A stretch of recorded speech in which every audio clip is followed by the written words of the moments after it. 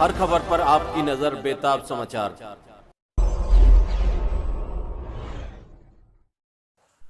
Congress party प्रत्याशी हाजी जरीफ अहमद के समर्थन में विजय पार्क में हुए जलसे से यह तस्वीर साफ हो गई है कि कांग्रेस प्रत्याशी को भारी समर्थन मिल रहा है। आइए दिखाते हैं आपको इस जलसे। और इंतकाम लाठी से तलवार से नहीं आता। इंतकाम के लिए बाबा साहब डॉक्टर भीमराव अंबेडकर ने आपको संविधान के तहत एक वोट की कीमत दी है, वोट डालने की। और वोट डालने की कीमत आपने 4 दिसंबर को इस वोट को अपनी ताकत में बदल करके हाजी जरीफ को भारी मतों से जिताना है। और ये जो गोपाल राय का महाराजा वाला काम है ना, वो गाना सुना तुमने, धीरे रे चलो मोरी बाके हिरनिया, ना, एक टांग ऊंची एक टांग नीची। अगली बार विधानसभा में दोनों टांगों का लेवल बराबर करना, याद रखना।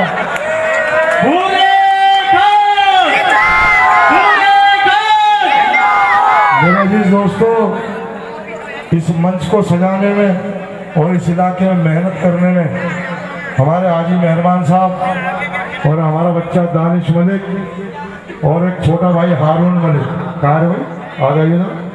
ये लड़का बहुत खूबसूरत छोटा है लेकिन बहुत मेहनत कर रहा, रात दिन 3 बजे तक बाज की तरह नजर रखता, 3 बजे तक रात को। तो हाजी जरीफ को जहाँ ऐसे साथी मिले हुए हो जो रात दिन इनके पीछे नजर रख रहे हो, तो फिर भैया कोई कैसे हरा सकता है हाजी जरीफ को। और ऐसे बुजुर्ग अगर मैं इनको सबको खड़ा करके आपको दिखा दूं तो मुझे लग रहा तो आप एक तरफा ये क्या होगा, कल काम खत्म हो गया बस। अब ये सारी वो हस्ती बैठी है, इनकी दुआएं, इनका साथ, इनकी मोहब्बत जब इनके साथ है हाजी जरीफ के, तो यार मजा जब ही आना चाहिए जब जमानत जब्त हो। क्या होनी चाहिए? जमानत जब्त होनी चाहिए। जितनी वोट है, कोई एक आदमी का तिनका पिंडे में मिल जाए तो वह अलग बात है, वरना पूरी की पूरी 100% हाजी जरीफ को मिलनी चाहिए। और आपको एक बात और बता दूं, ये कांग्रेस का मंच है।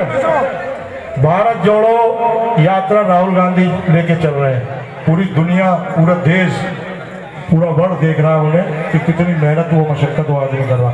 उसके मन से कभी हिंदू और मुस्लिम की बात नहीं हुई है। मेरे दोस्तों, अगर ये चाहते ना हमारे वाले, अभी तो मैं अपने वाले कह रहा हूँ इसलिए भी झाड़ू है ना, इसलिए कह रहा हूँ, ये अगर हमारे वाले चाहते ना, या 62 विधायक थे दिल्ली में, 62, ये 62 के 62 विधायक अगर नॉर्थ ईस्ट डिस्ट्रिक्ट में यहाँ आ जाते ना रोड पे, तो मैं दावे से कहता हूँ कोई माई का लाल तुम्हारे माँ भाई बहनों पे हमला नहीं कर सकता था। लेकिन एक निकला, ये इतनी डरपोक नस्ल को हमने अपना मुखिया बना दिया। शेर शेर आपको याद है हाजी ताहिर हुसैन का, याद है? 3000 करोड़ का आदमी हो, 3000 करोड़ का, आज उसके बच्चे फीस से मोहताज हैं। ये हालत कर दी है आपकी। कई सौ बच्चे आज भी आपके जेल में नाजायज मुकदमों में। आपने वीडियो देखी होगी, पुलिस किस तरह से लाठी बजा रही थी हमारे लोगों के ऊपर। मेरे अजीज दोस्तों, सारा मंजर आपको याद रखना है और ये सोचकर वोट डालनी है कि मैं कांग्रेस को तो वोट देने जा रहा हूं, लेकिन मैं इसमें अपना इंतकाम साथ लेने जा रहा हूं। अगर आपने इंतकाम के लिए हिसाब से वोट दी तो मेरा दावा है, अल्लाह ने चाहे, अल्लाह के हबीब ने चाहे, मशीनों में सिवाय कांग्रेस के कोई वोट निकलेगा नहीं, समझे? मैं आपसे दरख्वास्त करूं एक छोटी सी, अगर आप कहें तो एक दरख्वास्त करूं आप लोगों से, मैं आप लोगों के सामने पल्ला पसार के कहता हूं कि आप अल्लाह के नबी अपने हबीब के सदके में इस बार हाजी जरीफ को भारी मतों से जिता दो। बस मैं ये आखिरी आपसे इल्तिजा कर, मेरी बात की तारीफ करते हैं। एक दफा जरा हाथ उठा के कह दो, एक दफा के हाँ इंशाअल्लाह हाजी जरीफ को जिता। जीत मुबारक हो हाजी जरीफ साहब। मैं अपनी बात खत्म करता हूँ। अस्सलाम वालेकुम। तुमने उन लालों को जन्म दिया है, खुदा की कसम, जब गोली सामने से चल रही थी तो ये हटने का नाम नहीं ले रहे थे। इन्होंने मुकाबला किया था, इन्होंने बताया था कि कुछ दिन नहीं है हम। तुमने करतमपुरी की भी हिफाजत करी, तुमने कभी नगर की भी हिफाजत करी। मैं तुम्हें सलाम करने के लिए खड़ा हुआ हूँ। मेरे साथियों, मैंने सुना था कि कल गोपाल राय यहाँ पर आए थे, लेकिन यह मंच पर फाका था, पब्लिक नहीं थी उनके पास। मेरे भाइयों, इसीलिए आपको इस बात का सलूट मारता हूं कि कल जब तुमने इस बात की कुर्बानी दी थी और ये सबूत पेश किया था कि हम सामने खड़े हैं, अल्लाह की कसम खाकर कहता हूं किसी की हिम्मत नहीं थी कभी नगर की तरफ भी देखने, ये बताने के लिए खड़ा हुआ। ये तुम्हारी कुर्बानी थी, वो तुम्हारी मेहनत, तुम्हारी कुर्बानी, क्योंकि यहाँ बहुत दानिशमंद लोग रहते हैं, पढ़ा लिखा तबका है, इन्होंने अपनी जानों पर खेलकर हमारी भी हिफाजत की थी। जब दुश्मन इधर से हमला करता था तो विजय पारक के लोग ढाल बनकर खड़े हो जाते थे। हमने उस नजारे को देखा है मेरे भाइयों, मैं तुम्हारा शुक्रिया अदा कर रहा हूँ इस मंच के माध्यम से। और बता देना उस गोपाल राय को, उस मंत्री को, कि अगर तू हमारा साथ नहीं देगा, तू हमारे साथ नहीं खड़ा होगा, तू हमारी ताकत नहीं बनेगा, तो खुदा की कसम इस बात का, इस विजय पारक का एक एक बच्चा और एक एक जवान हमारी हिफाजत करेगा इंशाअल्लाह। ये कहने के लिए खड़ा हुआ हूँ। साथियों, मैं आपको और बात बताने के लिए एक बात और कहना चाहता हूँ। आपकी पहचान करा रहा था, दिल्ली का मुख्यमंत्री आपके बारे में बताता है, ए हिंदुस्तान के लोगों, ए दिल्ली के लोगों, जब पूरी दुनिया के अंदर नफ्सा नफ्सी का आलम था, जब पूरी दुनिया कोरोना काल के अंदर डूबी हुई थी, तो ये तुम्हारी पहचान बता रहा। हे मुसलमानों, तुम्हारी पहचान बता रहा था, ये तुम्हें बता रहा था कि दुनिया के लोगों सुनो, हिंदुस्तान के लोगों सुनो, कोरोना कहीं और से नहीं आया है, इस कोरोना का कोई और मालिक नहीं है, किसी और ने कोरोना नहीं फैलाया। वो तुम्हारी पहचान बता रहा था मेरे भाइयों, वो तुम्हारे बारे में बता रहा था। हिंदुस्तान का मुख्यमंत्री नहीं था, प्रधानमंत्री नहीं था, दिल्ली का मुख्यमंत्री था। उसने तुम्हारी पहचान बताई, उसने कहा ये जो कोरोना फैलाने वाले हैं तो ये दाढ़ी और टोपी वाले हैं। इन्होंने ताली ना बजाओ इस पर, ये ताली बजाने की बात नहीं है, ये रोने का मुकाम है खुदा की कसम।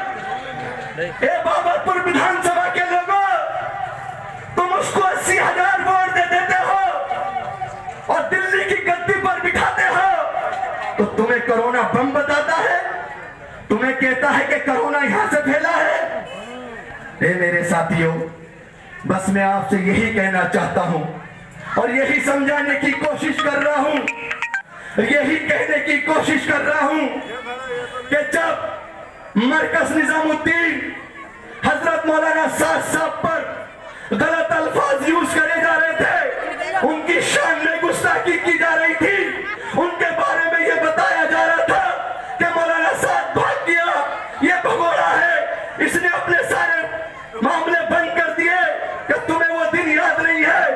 बड़ी शर्म की बात है, गोपाल राय विजय पारक के अंदर आता है, उसी पार्टी का मंत्री यह कहने के लिए तुमसे वोट मांग रहा है। वोट एक गवाही होती है, वोट एक शहादत होती है। एक पढ़े लिखे लोगों, किसी से भी पूछ लेना, जिस पार्टी को तुमने वोट दिए, जिसने भी मरकज बंद कराया, किसी से भी पूछ लेना, सबका हिस्सा शामिल हो जाता है, क्योंकि तुमने उसको ताकत दी थी, तुमने उसको मुख्यमंत्री बनाया। तो वो तुम्हारी पहचान बता रहा था। जमातों को ढूंढ ढूंढ कर मारा जा रहा था या नहीं मारा जा रहा था, जमातों को मस्जिद से निकाल कर मारा जाता है, उन पर डंडे बजाए जाते हैं, कोई वैन में डालकर ले जा रहा है, कोई मस्जिदों से निकाल रहा है। 5-5, 6-6 महीनों में जमातें अपने घर पहुंच रही थी या नहीं पहुंच रही थी। मैं तुमसे सवाल करने के लिए आया हूं। आप दे देना चाहे केजरीवाल को वोट, लेकिन मेरी बात जरूर सुन लेना, ये वही केजरीवाल है मेरे दोस्तों जिसने ये कहा था कि मौलाना साहब कोरोना का बम है, मौलाना साहब ही कोरोना फैला रहा है। इसने जमातों को बदनाम किया या नहीं किया? मैं तुमसे सवाल कर रहा हूं, मेरे बुजुर्ग यहाँ बैठे हैं, अगर मैं गलत बोल रहा हूं तो रोक दो मुझे। मैं तुमसे सवाल करने के लिए आया हूं विजय पारक के नौजवानों, मैं तुमसे भीख मांग रहा हूं इस बात की कि आने वाले वाली 4 तारीख को बता देना इस दिल्ली के मुख्यमंत्री को कि हम कोरोना बम नहीं है, हमने कोई कोरोना नहीं फैलाया था, हम किसी कोरोना के मालिक नहीं है।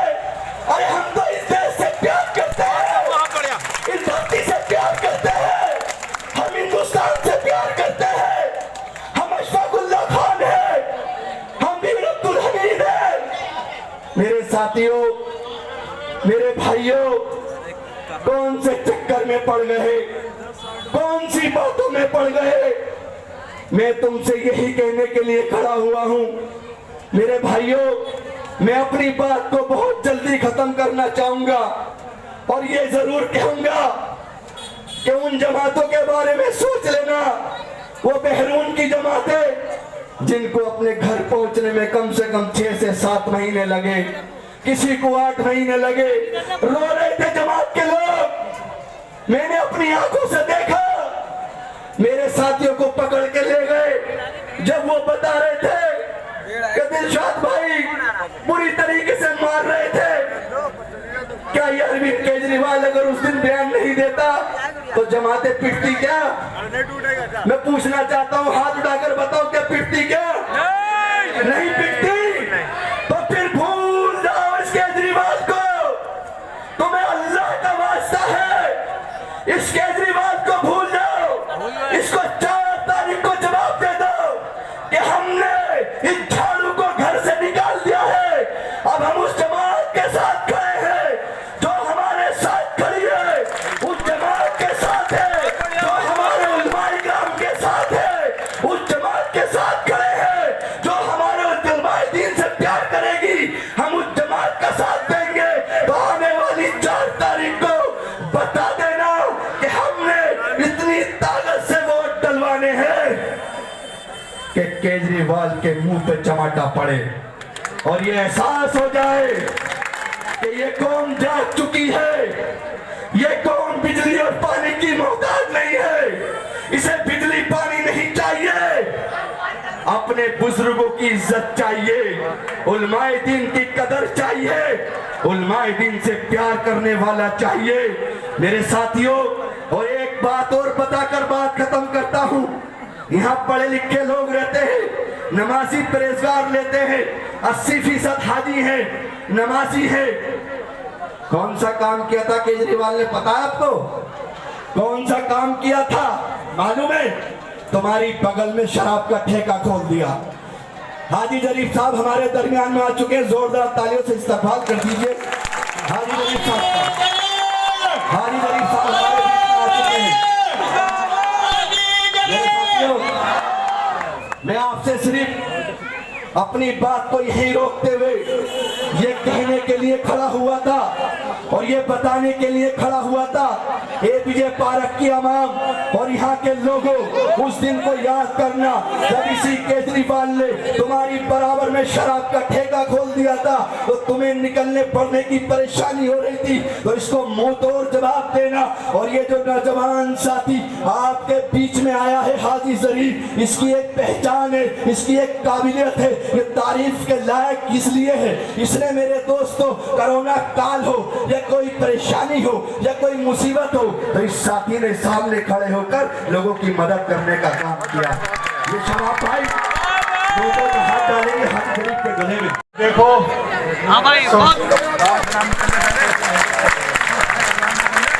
भाई रुक जाओ, पहले ताली मत बजाओ, बात सुन लो। जिसके लिए खड़े हैं असल में मकसद क्या है, बैठ जाओ सब। अरे भाई पीछे वाले बैठ जाओ भाई, इन्हें छोड़ दो, थोड़े से बैठ जाओ, वो पीछे वाले लोग खड़े हैं।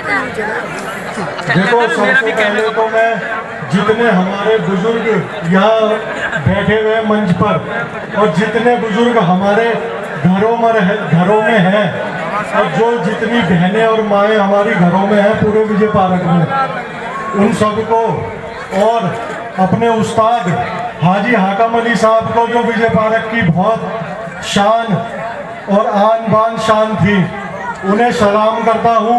ये आज उन्हीं की सीख है जो थोड़ा सोचकर यहाँ खड़े होने पर मजबूर कर दिया। तो बात देखो हंसी मजाक की नहीं है, सारा जो है वो चीज अलग है। लेकिन मेन आप ये समझो कि क्या हुआ सब जानते हैं और सबको पता है। देख उधर सामने कर ले। इस बार जो आप वोट दो तो आप अपनी उलमा इकराम की इज्जत को और अपनी मस्जिदों की इज्जत को रख के वोट दो। और बाकी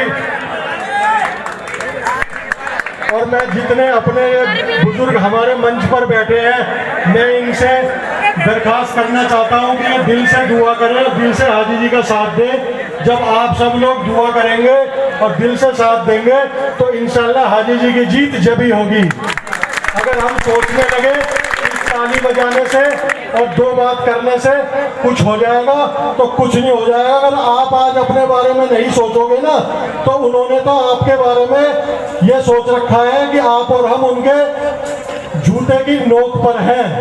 और इस बार जो चुनाव करें तो इस सोच समझ के करें ताकि उन्हें पता चले कि हम तुम्हारी जूते की नोक पर नहीं है बल्कि तुम हमारी जूतों की नोक पर हो और आगे से वो फिक्र करें। और मैं काम की बात भी बता दूं, साजिद भाई यहाँ पर आए थे, कल भी उनका मंच लगा था, वो वहां से मौजूदा निगम पार्षद हैं। अगर उनकी इतनी काम की वाहवाह और काम की इतनी उनके अंदर काबिलियत होती तो हाजी जरीफ को वहां पे अपने 10 ट्रैक्टर खरीद के अपने पैसों से चलाने नहीं पड़ते। हाजी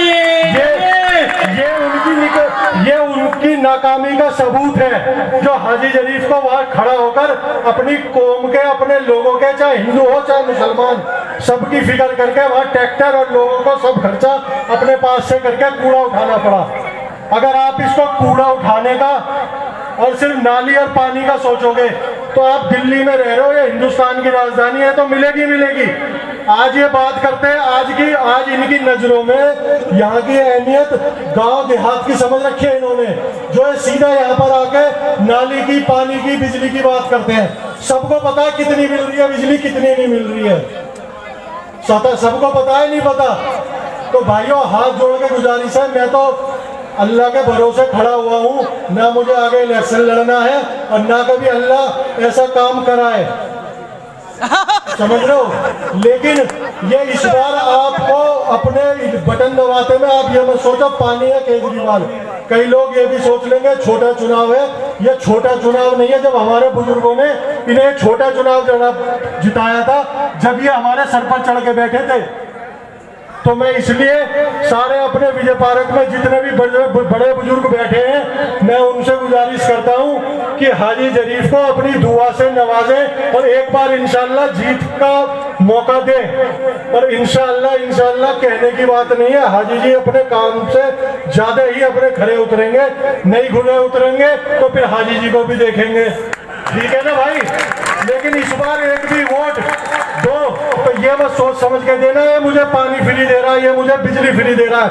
वो दिन याद रखना जब मरकज पे ताला लगा था। आज पूरे विजय पार्क में एक बार जो हाजी हकीम अली थे वो मेरे वालिद का भी दर्जा रखते थे, हमें उन्होंने यहाँ पे खड़ा करा और एक बच्चे पे आज उनकी मेहनत है। जो हमारा इलाका पूरा दीन की तरफ है, एक बच्चे पे हमारे बुजुर्गों की मेहनत है। ये इतनी आसानी से दीन हमारे तक नहीं पहुंचा है, बड़े खून, हमारे बड़े बुजुर्गों का खून बहा है, उसके बाद ये पहुंचा है। तो इसलिए आप ये इस बार सोच समझ के वोट जो है अपने उलमा इकराम की इज्जत के खातिर देना, अपने उलमा इकराम की इज्जत के लिए लड़ते हुए देना। एक बात बताओ, हमारी इज्जत क्या करेगी जब इनकी नजरों में हमारे उलमा इकराम की इज्जत नहीं है, हमारी मस्जिदों की इज्जत नहीं है? क्या हमारा पानी और बिजली हमारे उलमा इकराम की इज्जत से ज्यादा है? हमारे बड़े बुजुर्ग बैठे हैं और जितने घरों में बड़े बुजुर्ग बैठे हैं किसी की इज्जत से ज्यादा है क्या? ये बताओ। आपको ये नहीं लगता जब आप पानी का चलाते हो तो पानी नहीं, आपके भाइयों का ही खून बह रहा है? इस बार सोचने की जरूरत है, एक होने की जरूरत है। कुछ मत देखो, बस इस बार आप ये देखो कि ये जो केजरीवाल जी हैं ये आपने ही इन्हें कुर्सी पे बैठाया था और इन्हें बस ये बात याद दिलानी है कि हम तुम्हें बैठा भी सकते हैं तो हम तुम्हें उतार भी सकते हैं। फिर अगले इलेक्शन में देखना गोपाल राय जी आपके यहाँ कैसे चक्कर काटते हुए दिखाई देंगे, कैसे हाथ जोड़ते हुए। बस इस बार इंशाअल्लाह आप लोग अपने उलमा इकराम की इज्जत के लिए लड़ो, यह चुनाव बिजली पानी के लिए मत लड़ो। सबसे पहले आप मुसलमान भी हो, अगर आपकी नजरों में उलमा इकराम की इज्जत नहीं है, मस्जिदों की इज्जत नहीं है, तो सब कुछ हमारा जीना बेकार है। चाहे मुझे भी गोली मार दो, हो सकता है मुझ में भी लाख कमी है, हो नहीं सकता मेरे अंदर 1 करोड़ कमी है। अगर मेरे अंदर कोई कमी है तो मैं यहाँ का बच्चा हूँ, और यहाँ का कोई भी भाई किसी में कमी है, उसमें 1 लाख बुराई होंगी, मुझ में भी 1 करोड़ है, उसे आप मार मार के सुधार दो, मुझ समेत भी। लेकिन इन्हें इनकी औकात याद दिला दो कि इन्हें ये दिखा दो कि मुसलमानों की क्या हैसियत है। जो तुमने अपनी नजरों में मुसलमानों की अहमियत समझ रखी है, वो बिल्कुल इनकी दिमाग से धूल मिट्टी उठा दो और इन्हें ये बता दो कि हम तुम्हारे जूते की नोक पर नहीं है, बल्कि तुम हमारी जूते की नोक पर हो। इंशाअल्लाह जो जितने घर में बुजुर्ग बैठे हैं, मैं सबसे यही दरखास्त करूंगा, घर से भी दुआ करें, और जितने मंच पर बैठे हैं इनसे भी ये दुआ करूंगा दिल से साथ दें। और सब जो है इन बुजुर्गों की ही मेहरबानी है जो आज हम भी खड़े हैं। मैं भी यूं ही घूमता रहता था, हाजिया कमली साहब ने मुझे लिया जमात में, चल नहीं, हमें पता भी नहीं था, जाहिलों की तरह जिंदगी गुजार रहे थे।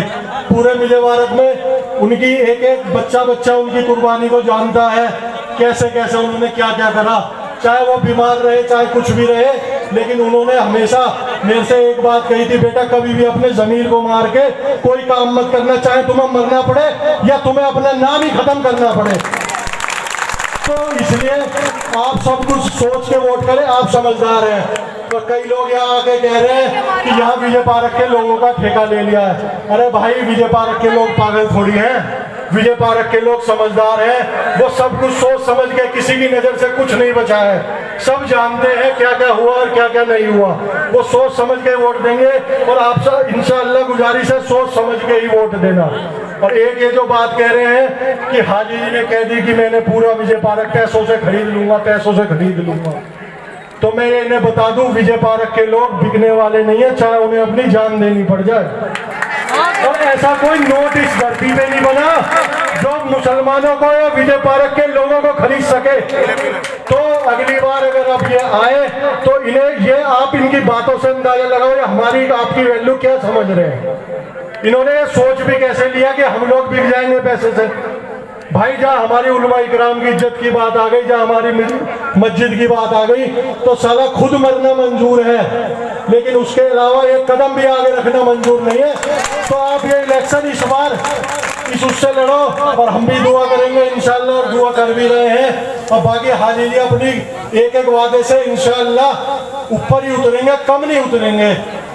अगर ये साजिद खान है, ठीक है, कई लोग हैं कि कहते हैं मुसलमान वो भी है, मुसलमान वो भी है। भाई एक बात बताओ, ये पार्टी केजरीवाल से, आज मैं देख रहा था सुबह साजिद भाई घूम रहे थे, उन्हें ये नहीं पता कि यहाँ से जो पहली पार्षद थी वो भी आम आदमी पार्टी की रेखा त्यागी की थी। आज वो ये कह रहे हैं कि वो थी, हम तो नहीं थे, हम कराएंगे, और वोट मांग रहे हैं कि पार्टी को वोट दो, केजरीवाल को वोट दो। वो भी तो केजरीवाल की पार्टी की थी, उसने क्या करा बताओ आज तक। मैं अपनी गली में रहता हूँ, मैंने अपने घर का कनेक्शन कराया, पानी की बात है तो पूरे पैसे खर्च करके कराया, पानी आज भी नहीं आता है वहाँ पे। अगर इनमें हिम्मत है तो सुबह आके देख ले, वहाँ पे सुबह आके देख ले कि सीवर की और पानी की क्या हालत है, अगर पानी वाली बात है। बाकी ये सब चीजें हमारी उलमा इकराम की इज्जत से जलने के बराबर भी नहीं है। इस बार मैं आपसे यही गुजारिश करता हूँ, एक एक वोट अपना सोच समझ के दे, और अपने उलमा इकराम की इज्जत को और अपनी मस्जिदों की अहमियत को समझते हुए वोट करें। और इसे बता दे, मैं दोबारा कह रहा हूँ, बार बार कह रहा हूँ, बस इन्हें यह बता दो कि हम लोग तुम्हारे पैर की जूती के ठोकर नहीं है जो तुम जब मर्जी चाह सोच लिया कि ये तो वोट दे देंगे। अगली बार ये चुनाव लड़ने या मंच पर आए तो इसे पता होना चाहिए, इसे अपनी हैसियत पता होनी चाहिए कि ये हम लोगों की जूती की ठोकर है। हम इसे ठोकर मारेंगे तो कुर्सी पे बैठेगा, अगर हम नहीं मारेंगे तो ये नहीं बैठेगा। जितने बुजुर्ग यहाँ बैठे हैं, मैं सबसे हाथ जोड़ के गुजारिश कर रहा हूँ, हाजी शरीफ के लिए दिल से दुआ कर दो, और इंशाअल्लाह ये आपका बच्चा है, एक भी चीज में खरा नहीं उतरेगा। ये तो चुनाव का माहौल है, वो आके क्या कह रहे हैं क्या नहीं कह रहे हैं, सब अपनी अपनी बातें बताते हैं। आज हमारी गली में भी आया, वो कहने लगे भाई जो हमारी गली वालों ने बोला, जो हमारे सीवर सही कराएगा, पानी सही कराएगा, हमें वोट देंगे, हम उसे देंगे। खरा उतरेगा। हाँ होगा। खरा नहीं उतरेगा, नहीं खरा उतरेगा। थोड़ी बहुत है, बाकी दिल के जज्बात तो समझ लो असली। ये तो पानी बिजली सब बेकार की बात है यार। क्या है पानी बिजली? जब उलमा इकराम की इज्जत की बात आ गई, पानी बिजली चाहिए भाई किसी को? साली पानी बिजली फेंक दो यार। हमारे साहबा कितने कितने दिन बिना पानी बिना प्यास के लड़े।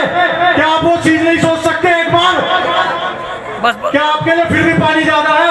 आज हमें इतनी सहूलियत है, उनसे जाके पूछो कि जब पानी खा गया, दूली दूल खा के फाकों में नमाज पढ़ी है। अरे जब दूसरों को मिलेगी हमें मिलेगी। देखा कैसे लगता पानी बिजली पानी क्या हो रहा है ये बताओ ना। थोड़ा पानी बिजली से आप बता दो। यहाँ पे पानी बिजली सबको मिल रहा है, किसको नहीं मिल रहा पानी बिजली? दिल्ली शहर में रह रहे हो, ये हिंदुस्तान की राजधानी है, कोई गली मोहल्ले की नहीं है। और ये केजरीवाल जी जो थे पूरी दिल्ली के मुख्यमंत्री थे। अगर ये एक बार रोड पे उतर के, ये जो आज हमारे मुसलमान भाई इनके साथ लगे हुए हैं ना, क्या इनमें से किसी ने भी उनसे सवाल पूछा कि कहाँ थे? हमारे हिंदू भाइयों को भी लेते, मुसलमान भाइयों को भी लेते, रोड पे खड़े हो जाते। यहाँ भजनपुरा, खजूरी, यहाँ गोल चक्कर या जाफराबाद, इतने से एरिया का दंगा था। आप लोग समझ नहीं रहे। आप कह देते हो, आपसे कोई कहता बीजेपी ने कराया, बीजेपी ने कराया। सारे दंगे का मास्टरमाइंड ये केजरीवाल है।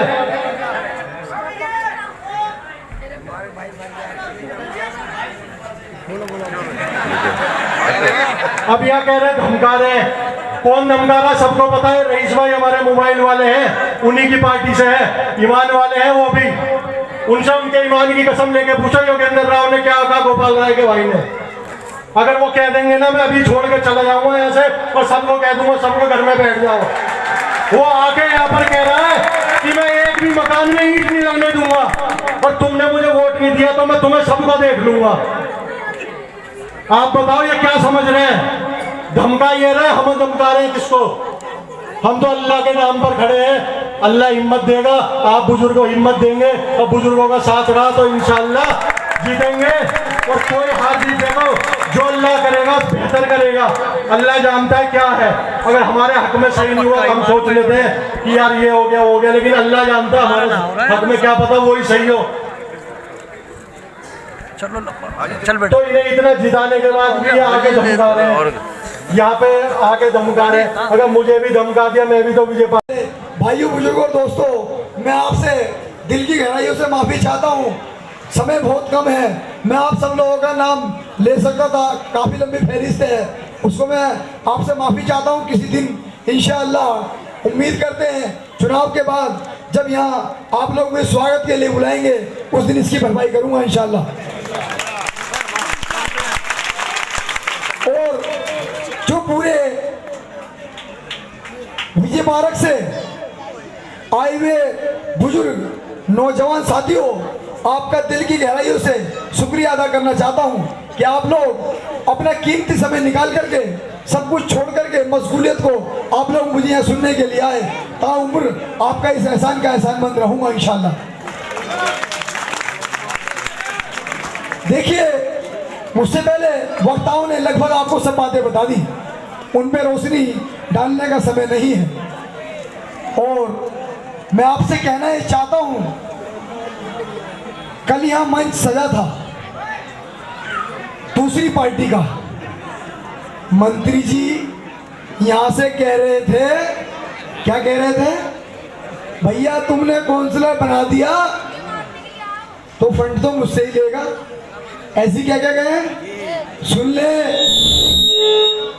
वीडियो बना ले, मंत्री जी तक ये इस वीडियो को पहुंचा दें। मुझे लगता है जो शागिर्द जो लिए घूम रहे हैं ना, वो तो अनपढ़ है, स्कूल के पीछे पड़े हैं। ये मंत्री भी गलती उठा करके तुमने यहाँ से कूड़ेदान पे उठा के वहाँ पहुंचा दिया, ऐसी गलती नहीं है इसमें। मेरे बुजुर्ग बैठे हैं, यहाँ नौजवान साथी मौजूद हैं, आप सब लोग, सोशल मीडिया का जमाना है, आप लोग न्यूज चैनल देखते हैं। जो ये चुनाव लगभग 8 महीने लेट हुआ है, मैं मंत्री जी आपको चैलेंज करके कहता हूं, जरा बता दें क्यों लेट हुआ है चुनाव। मैं बताता हूं आपको, जिन भाइयों को मालूम नहीं, मुझे मालूम है, ज्यादातर लोगों को मालूम है। ये चुनाव इसलिए लेट हुआ, ये जो अरविंद केजरीवाल है ना, जिसका नाम है असली फर्जीवाल, इसने जो है ना एक सिस्टम बना रखा था, जो दिल्ली के अंदर कभी भी वाल्मीकि समाज के लोग हड़ताल में चले जाते थे, आपने मालूम करने की कोशिश की क्यों चले जाते थे? मैं बताता हूँ आपको, उनकी तनख्वाह नहीं मिलती। जब भैया किसी की मजदूरी ना मिलेगी वो काम क्यों करेगा, है जी? मंत्री जी मेरी आवाज सुन ले भैया, अब जो ये नया परिश्मीन हो गए, नई नई सीटें बनी हैं, 272 वार्ड की जगह 250 वार्ड बने हैं। जो हमारे गृह मंत्री जी हैं ना, उन्होंने साफ संसद भवन के पटल से कहा है कि जो कॉर्पोरेटर चुनोगे ना अब की बार, जो आप निगम के मेंबर चुनेंगे, उनका फंड डायरेक्ट केंद्र से मिलेगा, इससे नहीं मिलेगा जिसने आपको बेवकूफ बनाया पिछले 8 सालों से। सुन ले मंत्री जी, आपको चैलेंज करके इस मंच से कह रहा हूं, और अपने भाई को समझा देना। वो यूं कह के गए ना कि एक भी ईंट न लगन देंगे विजय पार्क में। अरे भैया, ये जो भीड़ है ना, ये भीड़ बता रही है कि आप लोगों ने उसको जवाब देने का मन बना लिया। आप लोग अपने बेटे को चुन के लेके आइए, उसकी माँ ने दूध नहीं पिलाया, अगर किसी के मकान के आगे खड़ा हो जाए वो।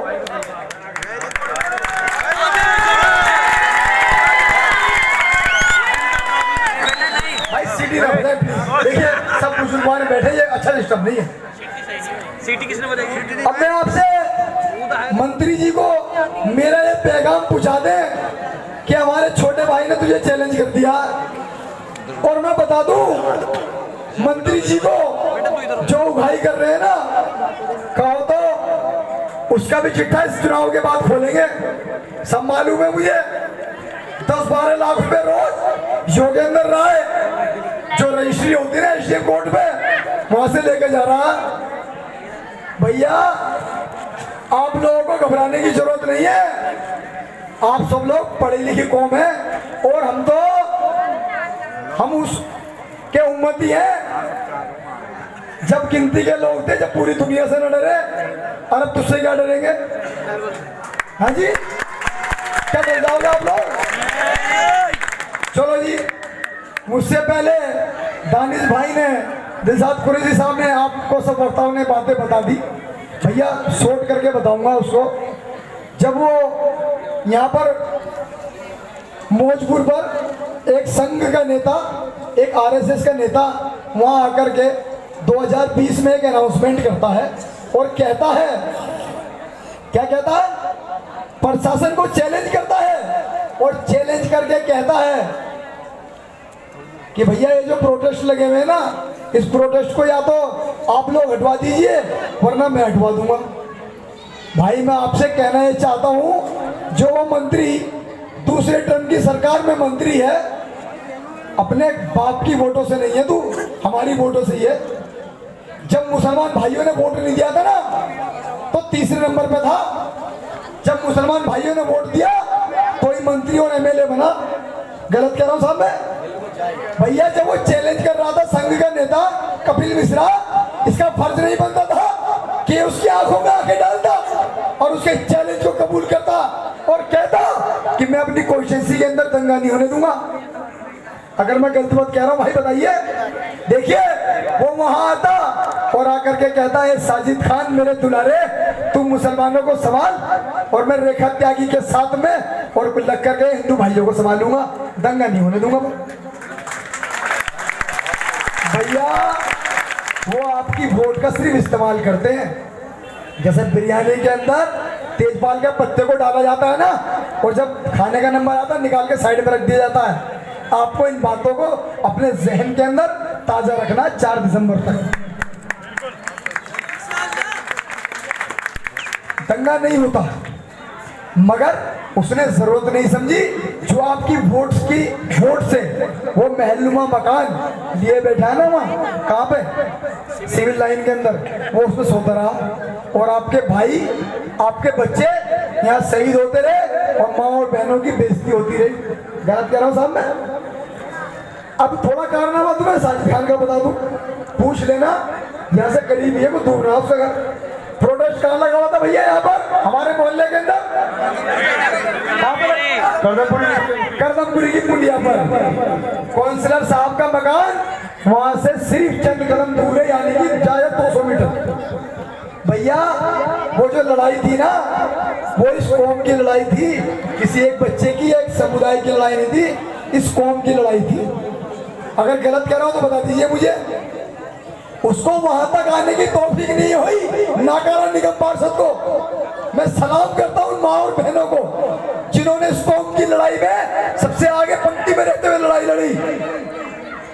जब वो नाम लिखे जाने लगे तो भाइयों को पीछे कर दिया और वहां बैठ गई, रात दिन 24 घंटे ड्यूटी लगाई और कहा कि आप लोग घरों में रहिए, इस मोर्चे को हम संभाल लेंगे। मैं सलाम करता हूं अपनी माँ और बहनों को। मगर जब माँ और बहनों के ऊपर आफत आई, एक नारा दिया था इस काउंसलर ने, नेता नहीं बेटा चुनो।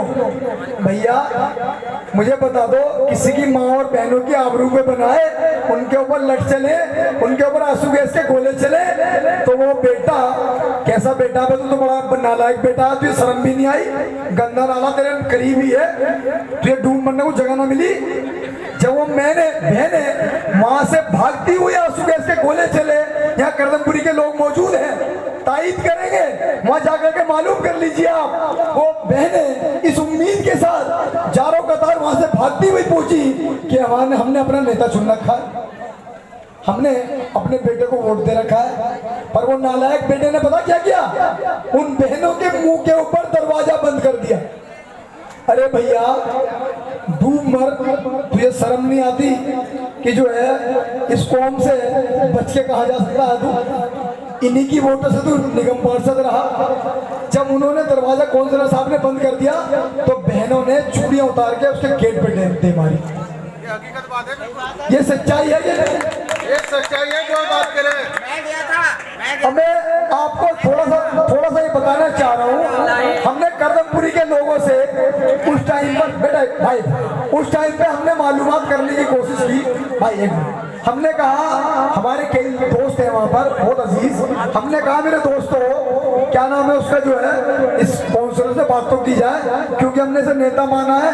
भैया मैंने तो सब वोट दिया नहीं, सब लोगों को देखिए, एक सिस्टम है डेमोक्रेसी का, कोई किसी को वोट दे ना दे, उस कॉन्स्टिट्यूंसी में जो जीत के आता है ना वो सबका नेता होता है। तो हमने कहा भैया इसे नेता बनाया, इससे बात करो, ये प्रशासन से बात करें, हमारी बहनों के ऊपर माओ के ऊपर जाती हो रही है, भाइयों को उठाया जा रहा है, हमारे भाई शहीद हो गए। भाई साहब चंद का जाए मजमा खत्म हो रहा है ना, इतनी दूरी पर एक भाई का घर था, मुझे नाम जहन में नहीं आ रहा, क्या नाम था नबी उसका?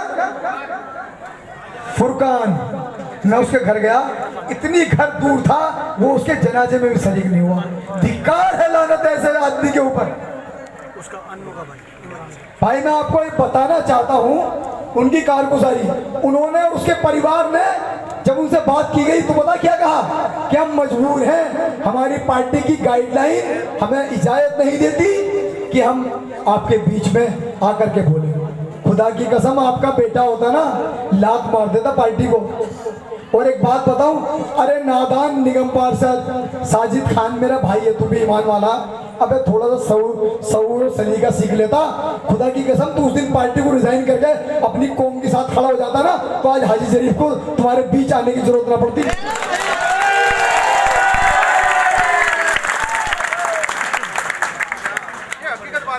भाई साहब उसने उस दिन कहा, उसके परिवार ने, कि हमारी मजबूरी है, मगर आप आज मजबूर नहीं हैं। आज ताकत आपके हाथ में है। आज आपको पत्थर नहीं फेंकना, आज आपको शहीद नहीं होना, आज आपको बहनों, अपनी बहनों को, अपने बच्चों को यतीम नहीं करना है जी, अपनी बीवी को बेवा नहीं कराना। आज आपको सिर्फ इस ताकत को पहचानते हुए वोट करना है। उस दिन उन्होंने कहा कि हमारी मजबूरी है। मैं आपसे कहना चाहता हूं, आपके पास टाइम है,